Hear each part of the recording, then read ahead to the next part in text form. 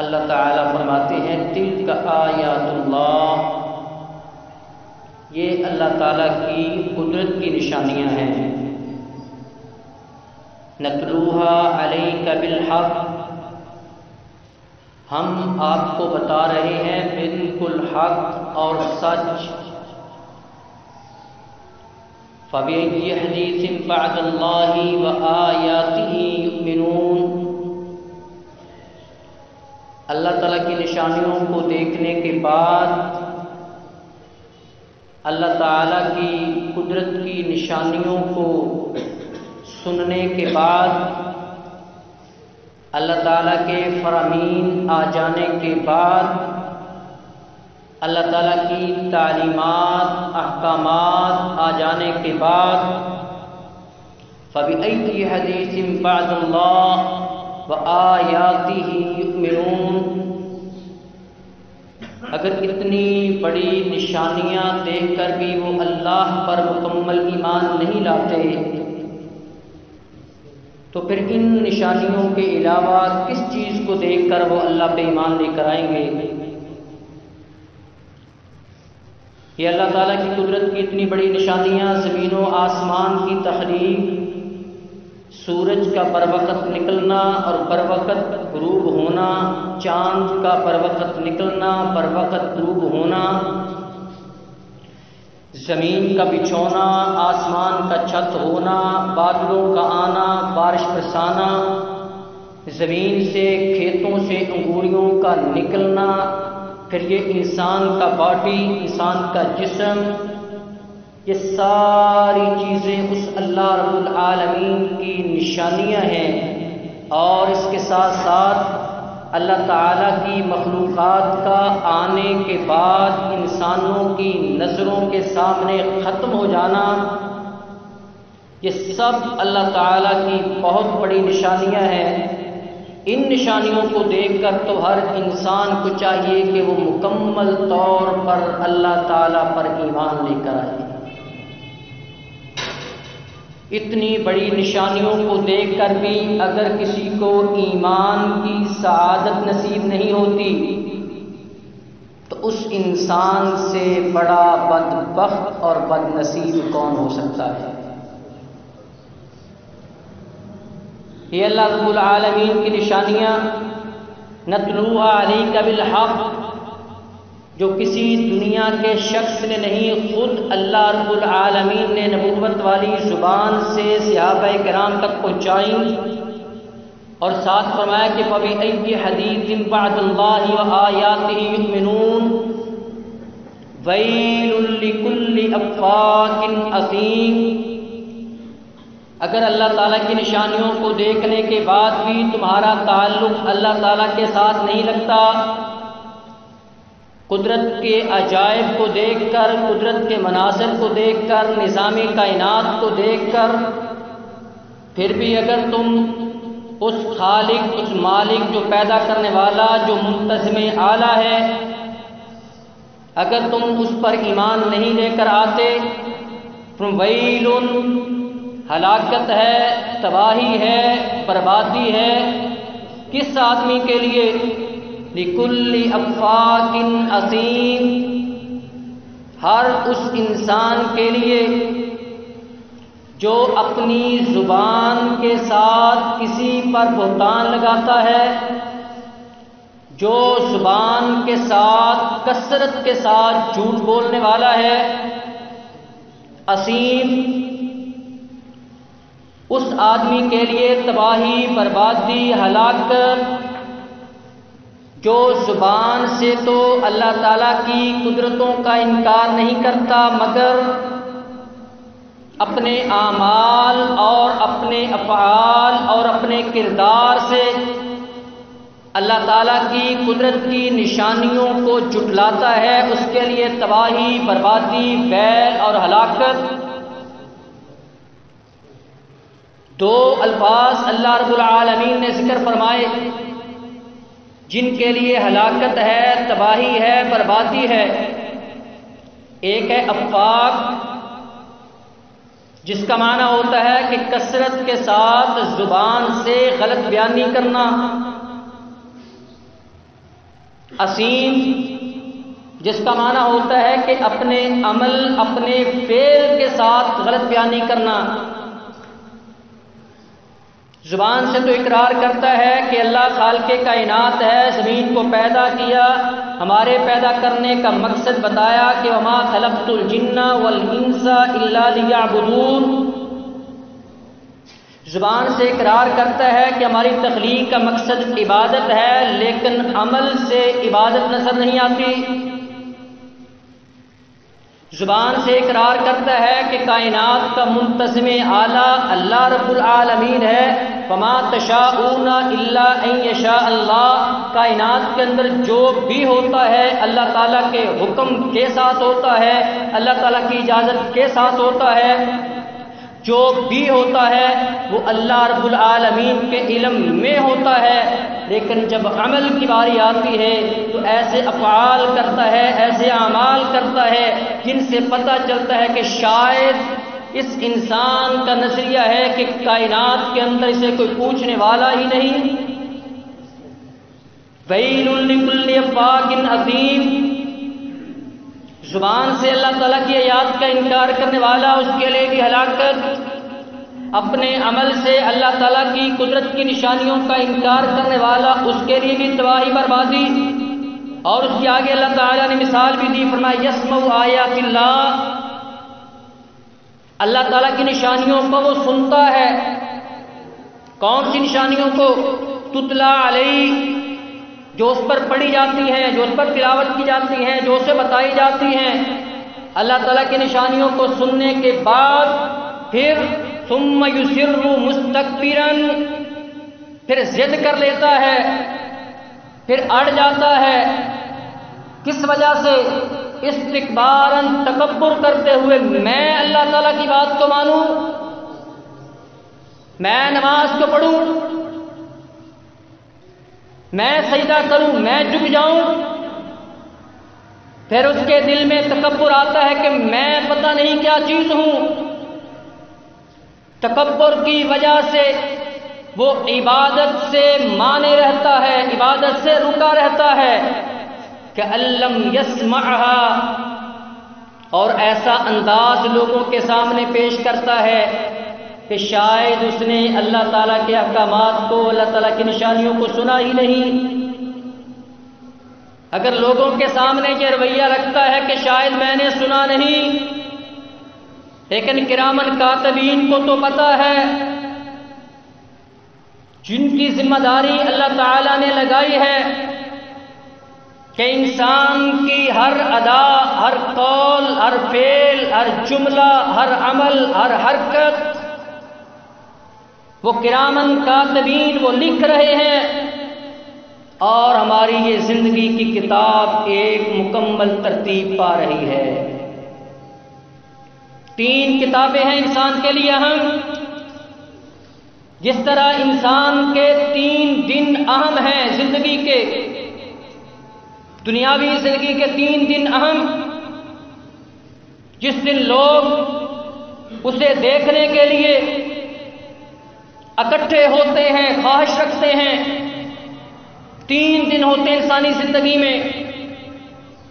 ایک جس دن وہ دنیا میں آتا ہے، رشتہ داروں میں خوشی کا سما ہوتا ہے، خالہ ہو، پھوپھی ہو، کتنے دور رہتی ہو، پتہ چلتا ہے بھتیجا پیدا ہوا ہے، بانجا آیا ہے، اسے دیکھنے کے لیے اتنا سفر کرتی ہے. لوگ آ کر خوش ہوتے ہیں. اور دوسرا دن انسان کا جب شادی کا دن ہوتا ہے، اس وقت بھی اس مجلس کا تمام رشتہ داروں، دوستوں، احباب کا وہ روح رواں نظر آتا ہے. اور تیسرا دن انسان کا جب اس کے ہاتھ پاؤں جواب دے جاتے ہیں اور میت والی چارپائی پر اس کو لٹا دیا جاتا ہے. جس طرح یہ 3 دن عام ہے کہ لوگ متوجہ ہوتے ہیں اس کی طرف، اسی طرح 3 کتابیں بھی انسان کی زندگی کے لیے اہم ہیں. ایک کتاب جسے کتاب زندگی کہا جاتا ہے، اقرا کتابک، جو میں نہیں لکھ رہا، آپ نہیں لکھ رہے، لیکن اللہ تعالیٰ نے جن ملائکہ کی ذمہ داری لگائی ہے وہ لکھ رہے ہیں ہماری کتاب۔ اقرا کتابک، قیامت کا دن ہوگا، اللہ تعالیٰ فرمائیں گے اقرا کتابک، یہ تیری زندگی کی کتاب ہے، پورا اعمال نامہ ہے، اس کو پڑھ لیجئے۔ اقرا کتابک کفا بنفسک اليوم علیک حسیبا، آج اگر کوئی اور دلائل آپ کے سامنے نہ بھی رکھے جائیں، یہ کتاب زندگی تیرے لیے کافی ہے، جس میں تیری زندگی کا ایک ایک لمحہ اس کو ریکارڈ کیا گیا ہے۔ یہ کتاب زندگی، اس کا آغاز کیا ہے، پہلا صفحہ کیا ہے، اس کا ٹائٹل کیا ہے، اس پر لکھا ہوا ہے حیات، زندگی، اور اس کے آخری صفحے پہ لکھا ہوا ہے موت، اور اس کے درمیان کے اندر دو کتابیں ہیں، ایک جسے کتاب اللہ قرآن کہا جاتا ہے اور دوسرا جسے حدیث کہا جاتا ہے۔ یہ ہمارے اوپر منحصر ہے کہ اس کتاب زندگی کے اندر جو دو کتابیں ہیں اسے برقرار رکھنا چاہتے ہیں، اسے نکالنا چاہتے ہیں۔ کتاب زندگی کے اندر کیا کتاب اللہ قرآن کریم موجود ہے یا نہیں ہے؟ ہر انسان کی کتاب زندگی موجود ہے، لیکن دیکھنا یہ ہے کہ ہماری کتاب زندگی کے اندر کتاب اللہ قرآن مجید ہے یا کہ نہیں ہے۔ کیا ہماری کتاب زندگی کے اندر نبی علیہ الصلوۃ والسلام کی کتاب حدیث موجود ہے یا کہ نہیں ہے؟ اگر ہماری کتاب زندگی کے اندر کتاب اللہ ہے پھر تو خوش قسمتی کی بات ہے۔ اگر ہماری کتاب زندگی کے اندر کتاب اللہ نہ ہوئی تو پھر یہی کتاب ہوگی، یہی اعمال نامہ بنا کر انسان کے بائیں ہاتھ میں تھما دیا جائے گا۔ یہ کتاب قرآن مجید، کتاب اللہ، آج اگر اس کے ساتھ تعلق جوڑیں گے، اس کو پڑھیں گے، اس کو سمجھیں گے، اس کو یاد کریں گے، اس کا ذکر کریں گے، اس کی تلاوت کریں گے، تو اس کا بدل کیا ہوگا؟ قیامت کے دن یہ قرآن ہمارا ذکر کرے گا۔ دنیا میں جو انسان قرآن کا ذکر کرتا ہے، قبر میں یہ قرآن اس انسان کا ذکر کرے گا۔ سورۃ الملک آ جائے گی فرشتوں کے سامنے۔ یہ قبر میں آنے والا وہ ہے کہ جو رات کو اس وقت تک سوتا نہیں تھا جب تک کہ مجھے تلاوت نہیں کر لیتا تھا۔ جو دنیا میں قرآن کا ذکر کرتا ہے، قبر میں یہ قرآن اس انسان کا ذکر کرے گا۔ جو دنیا میں اس قرآن کا ذکر کرتا ہے، تلاوت کرتا ہے، قیامت کے دن یہ کتاب اللہ، یہ قرآن اس انسان کا ذکر اللہ کی بارگاہ میں کرے گا۔ تو اللہ تعالیٰ فرماتے ہیں فَبَشِّرْهُ بِعَذَابٍ أَلِيمٍ، وہ لوگ، وہ انسان جو اللہ کی نشانیاں سننے کے بعد، پڑھنے کے بعد، دیکھنے کے بعد، سمجھنے کے بعد یہ انداز بناتے ہیں کہ گویا کہ ہم نے سنا ہی نہیں، زبان سے تو انکار نہیں کرتے، عمل اور فعل سے انکار کر دیتے ہیں، تو ایسے لوگوں کو دردناک عذاب کی بشارت دی۔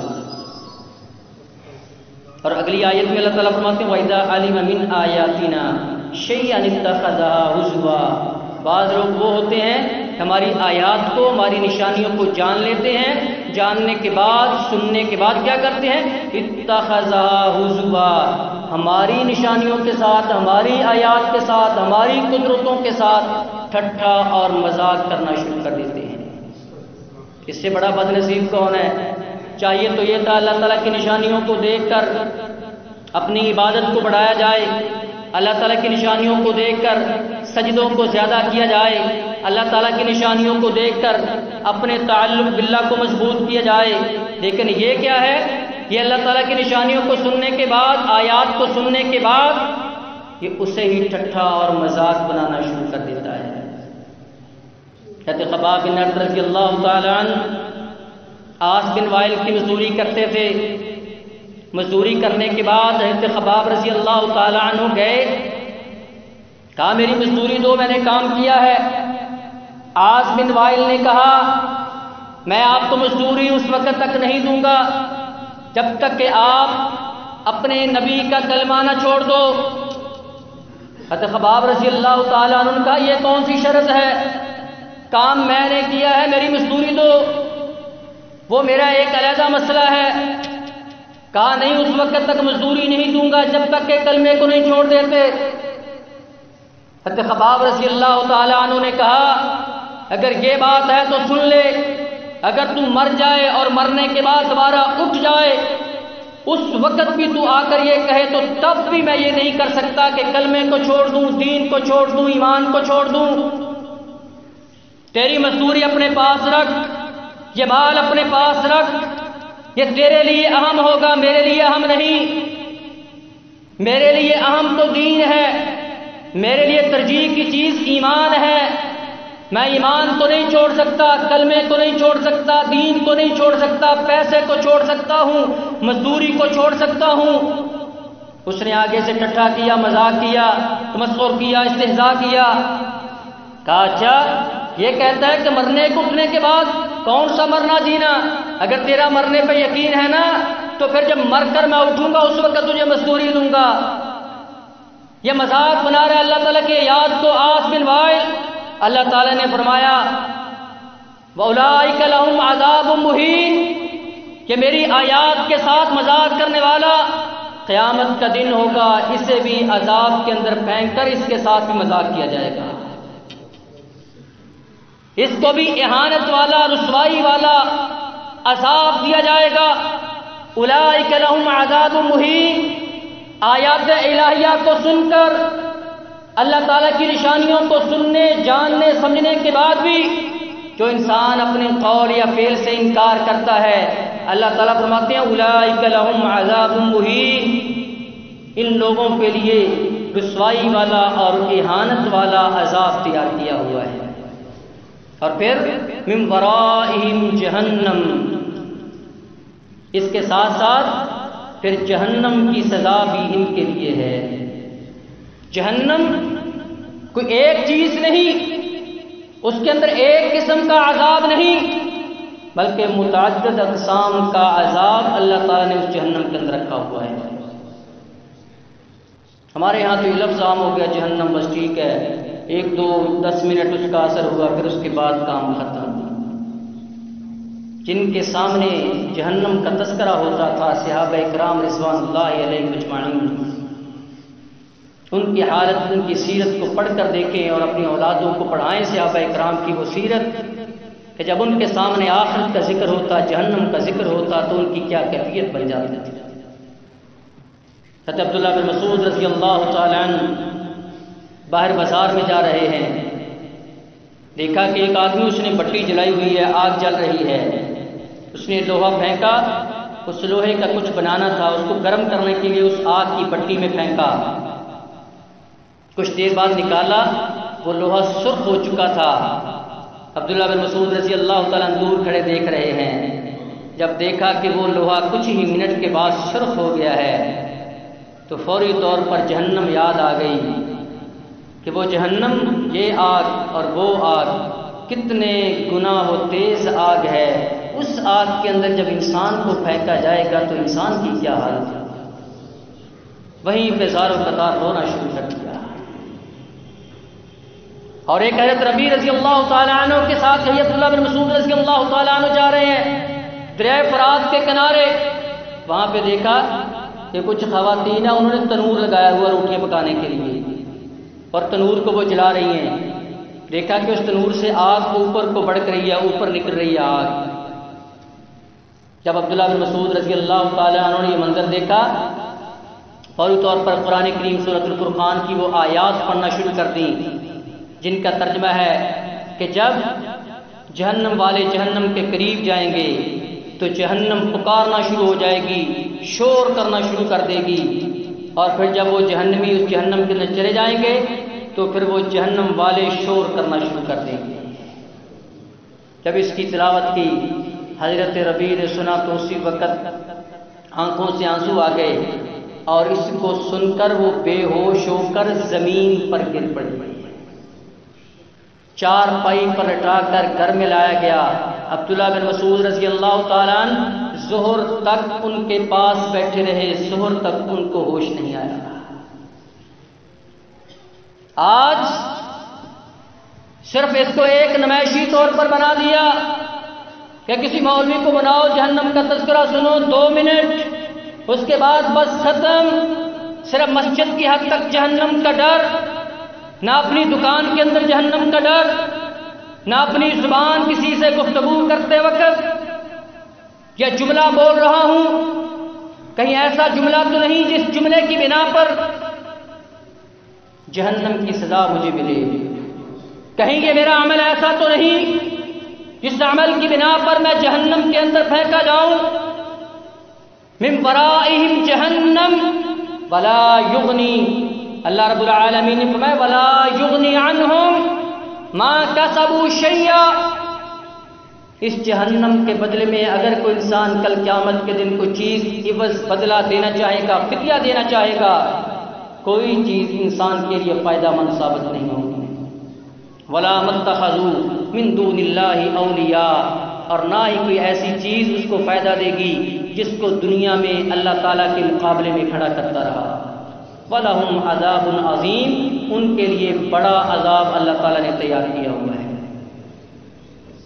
ھذا ھدی، یہ کتاب ہدایت ہے، یہ کتاب رہبر ہے۔ ھذا ھدی، یہ رہنما کتاب ہے۔ اس کتاب کو امام بنا لو، اس کتاب کو رہبر بنا لو، اس کی رہبری کے اندر چلو۔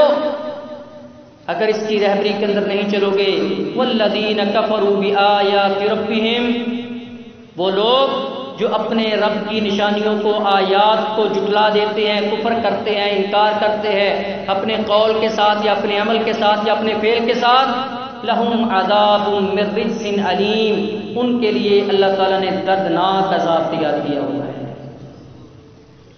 آیات 4 ہیں، اور 4 آیات کے اندر ہی اللہ تعالیٰ نے 4 قسم کے عذاب بیان کیے۔ 4 آیات سورۃ الجاثیہ کی، یہ 4 مسلسل پیدر پہ آنے والی آیات، چاروں آیات کے اندر اللہ تعالیٰ نے 4 قسم کے عذاب بیان کیے۔ فرمایا عذاب علیم، دردناک عذاب جس سے جسمانی تکلیف ہوگی۔ پھر فرمایا عذاب مہین، رسوائی والا عذاب، جسمانی تکلیف بھی روحانی تکلیف بھی ہوگی۔ انسان دنیا میں کہتا ہے شرمندگی، بسا اوقات انسان کوئی تکلیف آتی ہے، اپنے آپ کو لوگوں کے سامنے، لوگوں کو نہ پتہ چلے، لوگوں میں بھی رسوائی نہ ہو، تکلیف برداشت کر لیتا ہے لیکن لوگوں کو نہ پتہ چلے، لوگوں سے شرمندگی محسوس کرتا ہے۔ لیکن قیامت کے دن جو عذاب ہونا ہے اس انسان کو جو آیات الہیہ کو سننے کے باوجود اپنے قول یا اپنے فعل کے ساتھ اس کا انکار کرتا ہے، تو وہ دونوں قسم کے عذاب ہیں، جسمانی بھی ہے اور روحانی۔ اس کو شرمندگی والا، جس سے اس کی اہانت ہوگی، جس سے اس کی رسوائی ہوگی، جس سے اس کی ذلالت ہوگی سبھی لوگوں کے سامنے۔ فرمایا عذاب علیم، دردناک عذاب۔ فرمایا عذاب مہین، رسوائی والا عذاب۔ فرمایا رجز علیم، دردناک عذاب۔ اور فرمایا عذاب عظیم، بہت بڑا عذاب۔ یہ 4 قسم کے عذاب اللہ تعالیٰ نے ان کے لیے بنائے۔ کون؟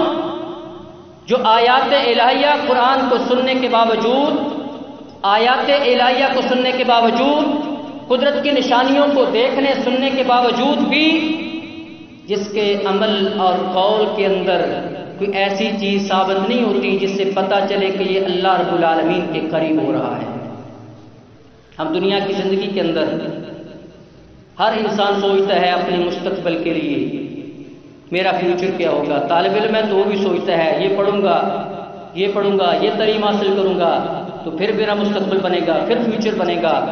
تاجر ہے وہ بھی دیکھتا ہے کہ میرے بعد میری اولاد کا کیا بنے گا، اپنا نہیں سوچتا میرا کیا بنے گا جانے کے بعد، میرے جانے کے بعد میری اولاد کا کیا بنے گا۔ پھر اس کی اولاد بھی اس کے جانے کے بعد وہ یہی سوچتی ہے کہ ہماری اولاد کا کیا بنے گا۔ اپنی سوچ نہیں، بعد والوں کی سوچ، موجودہ وقت کی سوچ نہیں، مستقبل کی سوچ، حالانکہ مستقبل کسی نے کیا دیکھا ہے؟ کون کہہ سکتا ہے میں نے مستقبل میں جانا ہے؟ مستقبل کی کوئی گارنٹی نہیں، لیکن فکر اتنی ہے کہ 24 گھنٹے میں جتنے ہوش والا ٹائم ہے سارا ٹائم ان کاموں کے لیے دیا جاتا ہے جو مستقبل کے لیے ہیں، لیکن کوئی گارنٹی نہیں کہ مستقبل کس کے پاس ہے، کس نے دیکھنا ہے۔ لیکن جو آخرت، جو قبر، جو قیامت کا دن جو لازم ہے، جس کے بغیر چھٹکارا بھی نہیں، جو ہر انسان جو آج زندہ ہے اس پر وہ دن آنا ہی آنا ہے، اس کے لیے اتنی دوڑ دھوپ اور اس کے لیے اتنی فکر نہیں ہے۔ علم و آگہی ایک مجلہ ہے، اس کے اندر ایک واقعہ انہوں نے بڑا عجیب نوٹ کیا کہ ایک انسان اپنے آپ کو چودھری کہلانے والا اپنے ڈیرے پہ بیٹھا، چارپائی کے اوپر بیٹھا ہے، اس کے پاس ملازم کام کرنے والے، ایک ملازم آتا ہے اور آ کر اس کی چارپائی پر بیٹھ جاتا ہے پاؤں کی طرف، تو وہ چودھری جو بیٹھا ہوا ہے چارپائی کے اوپر وہ اس کے تھپڑ مارتا ہے اور دھکا دے کر اس کو اپنی چارپائی سے اٹھا دیتا ہے۔ تو کون ہوتا ہے؟ تو ملازم، میں چودھری تیرا مالک، تو میرے ساتھ بیٹھتا ہے، تو چودھری کے ساتھ بیٹھتا ہے، تو کون ہوتا ہے میرے برابر بیٹھنے والا؟ اس چودھری کا بیٹا بھی یہ سارا منظر دیکھ رہا ہے۔ وہ آدمی ملازم تھا، وہ کیا کر سکتا تھا، کیا کہہ سکتا تھا؟ دل کے اندر برائی کہہ سکتا ہے، بد دعائی کر سکتا ہے، غریب آدمی، مزدور آدمی، اور کیا کر سکتا ہے؟ لیکن غریب آدمی کے دل سے جو بات نکلتی ہے، مظلوم کی جو دعا ہوتی ہے، سیدھی رب العالمین کے پاس پہنچتی ہے۔ جب وہ چودھری صاحب فوت ہوئے، دنیا سے رخصت ہوئے، اب لوگ اکٹھے ہو رہے ہیں، چودھری صاحب کا جنازہ پڑھنا ہے، چودھری صاحب کو دفنانا ہے، جنازہ پڑھنا ہے، لیکن کافی ٹائم گزر رہا ہے، کوئی اعلان نہیں ہو رہا کہ کہاں پہ دفن کرنا ہے، کب جنازہ ہونا ہے۔ بیٹے سے پوچھا بھی کب؟ بیٹا کہتا کہ قبرستان تلاش کر رہا ہوں کہ کہاں دفنانا ہے۔ کہاں قبرستان وہ ہے؟ کہا وہاں تو غریب لوگ بھی ہیں، میں تلاش کر رہا ہوں کہ چودھریوں کا قبرستان علیحدہ ہو جہاں پر صرف چودھری ہوں۔ دنیا میں میرا باپ اپنے ساتھ کسی کو بیٹھنے نہیں دیتا تھا، ماڑے آدمی کو، کسی غریب کو ساتھ نہیں بیٹھنے دیتا تھا۔ اب میرے باپ کی قبر ہوگی اس قبرستان میں جہاں پہ کوئی غریب نہ ہو، چودھریوں کا قبرستان تلاش کر رہا ہوں جہاں پہ صرف چودھری ہوں، وہیں پہ میرے باپ کی قبر ہوگی۔ لوگوں نے کہا ایسا تو کوئی بھی نہیں۔ تو کہا لوگ یہ کیوں کرتے ہیں کہ دنیا کے اندر ایک دوسرے سے اتنی نفرت، غریبوں کے ساتھ یہ سلوک، مظلوموں کے ساتھ یہ سلوک، دنیا کے اندر یہ تکبر، دنیا کے اندر یہ استکبار، دنیا کے اندر یہ امتیاز اور یہ فرق، اور شاید سمجھ رہے ہوتے ہیں کہ شاید آخر تک یہی رہنا ہے۔ اگر دنیا میں یہ فرق رکھنا ہے تو پھر قبر کے اندر بھی فرق ہونا چاہیے۔ وہاں تو غریب امیر سارے اکٹھے ہوتے ہیں، وہاں نہیں دیکھا جاتا یہ کس کی قبر ہے کہ اس کے ساتھ نہ بنائی جائے، یہ کن کا قبرستان ہے ان کے ساتھ نہ بنایا جائے۔ انہوں نے آخر پہ یہ نتیجہ نکالا کہ انسان کو دنیا کی زندگی بسر کرنی چاہیے کس چیز کو دیکھ کر؟ اپنی قبر کو دیکھ کر بسر کرنی چاہیے۔ وہاں پر انسان کے کون سی چیز کام آنی ہے؟ انسان کے اعمال، وہ اعمال انسان کے جو انسان دنیا میں کرتا ہے، اگر نیک اعمال ہوں گے تو قبر اچھی ہو جائے گی، اگر اعمال اچھے نہ ہوئے تو پھر قبر کے اندر انسان کو سکون نصیب نہیں ہو سکتا۔ کہ جہنم کا ذکر، 4 عذابوں کا ذکر، اور نبی علیہ الصلوۃ والسلام نے بھی صحابہ کرام رضوان اللہ علیہم اجمعین کو سنن نسائی کے اندر حدیث آتی ہے، حضرت ابوبکر صدیق رضی اللہ تعالی عنہ، حضرت عبداللہ بن عباس رضی اللہ تعالی عنہ بیان فرماتے ہیں نبی علیہ الصلوۃ والسلام نے ہمیں ایک دعا سکھائی، کما یعلمنا سورہ من القرآن، اور یہ دعا اس انداز کے ساتھ سکھلائی جس طرح نبی علیہ الصلوۃ والسلام ہمیں قرآن کریم کی آیات سکھلایا کرتے ہیں۔ اس کی اتنی اہمیت اس دعا کی کہ اس انداز کے ساتھ جس طرح قرآن کریم کی آیت ہے، کون سی دعا؟ اللہم انی اعوذ بک من عذاب جہنم، اے اللہ بے شک میں آپ کی پناہ میں آتا ہوں جہنم کے عذاب سے، وَأَعُوذُ بِكَ مِنْ عَذَابِ الْقَبْرِ، اور میں پناہ میں آتا ہوں قبر کے عذاب سے۔ اللہ رب العالمین غفور رحیم ہے، بخشنے والا ہے۔ بہت سے لوگ صرف اللہ تعالیٰ کی ان صفات کو سامنے رکھتے ہوئے عمل سے دور ہو جاتے ہیں۔ کسی کہا جائے نماز پڑھ لو، نہیں جی ٹائم نہیں لگتا، اللہ بڑا غفور رحیم ہے، وہ 70 ماؤں سے زیادہ پیار کرنے والا ہے، اس نے 100 قاتلوں کو قتل کرنے والے کو معاف کر دیا، کفل کو معاف کر دیا، فضیل بن یاد ڈاکو کو معاف کر دیا، فلاں کو معاف کر دیا۔ اس میں کوئی شک نہیں، وہ غفور رحیم ہے، وہ بخشنے والا ہے، وہ غافر ہے، وہ غفور ہے، وہ غفار ہے۔ لیکن کیا ان باتوں کا علم صحابہ کرام کو نہیں تھا؟ کیا صحابہ کرام کو نہیں پتا تھا کہ اللہ رب العالمین کتنا غفور و رحیم ہے؟ اس کی رحمت ماں سے کتنی زیادہ ہے، اس کی غفور رحیمی قسمت کتنی زیادہ ہے؟ اس کے باوجود صحابہ کرام رضوان اللہ علیہم اجمعین، حضرت شداد کو دیکھیے رضی اللہ تعالی عنہ، رات کو سوئے ہوئے جاگ آ جاتی تو کبھی ادھر کروٹ لیتے ہیں، کبھی ادھر کروٹ لیتے ہیں، کبھی ادھر کروٹ لیتے ہیں۔ گھر والے کہتے ہیں سو نہیں رہے، نیند نہیں آ رہی، کیا مسئلہ ہے؟ کوئی تکلیف ہے، کوئی درد ہے، کوئی پین ہے، کیا مسئلہ کیا ہے؟ تو کہتے ہیں نیند کیسے آئے؟ مجھے جہنم کی یاد آ گئی ہے، اب جہنم مجھے بستر پر سونے نہیں دیتی۔ ہمیں تو جاگ نہیں آتی، ہمیں نیند اس وقت آ جاتی ہے جب نماز کا وقت ہو۔ کتنے ہی لوگوں نے آج اپنے سونے کے اوقات تبدیل کیے ہوئے ہیں، سونا اس وقت ہے جب نماز کا وقت قریب ہوتا ہے فجر کا،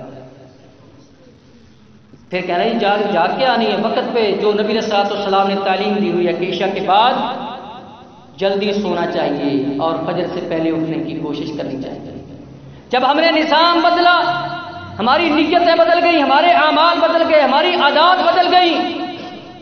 صحابہ کرام کو پتا تھا اللہ تعالیٰ غفور رحیم ہے، بخشنہار ہے، بخشنے والا ہے، بہت غفور رحیم ہے، اس کے باوجود اتنا اللہ تعالیٰ سے ڈر رہے ہیں دنیا کی زندگی کے اندر کہ کوئی ایسا عمل سرزد نہ ہو جائے جس عمل سے اللہ کی بارگاہ میں پکڑ ہو جائے۔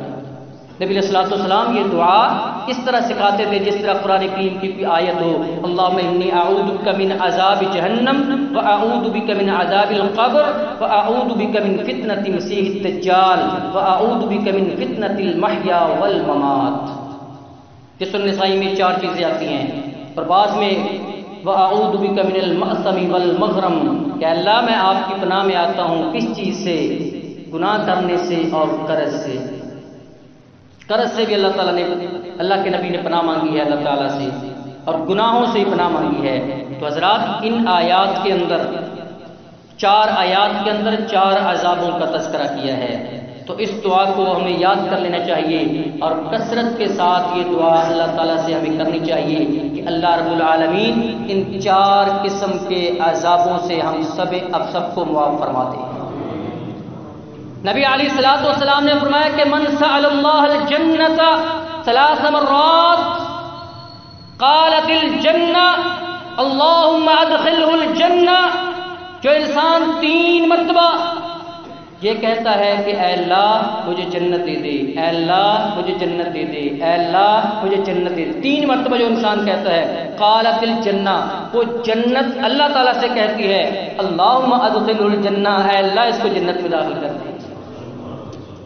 ومن استجار 3 مرات، جو انسان 3 مرتبہ جہنم کی آگ سے پناہ مانگتا ہے کہ اے اللہ مجھے جہنم کی آگ سے بچا لے، اے اللہ جہنم کی آگ سے بچا لے، اے اللہ جہنم کی آگ سے بچا لے، قالت النار اللہم اجرہ من النار، وہ جہنم کی آگ اللہ تعالیٰ سے کہنا شروع کر دیتی ہے اے اللہ اسے جہنم کی آگ سے بچا لے۔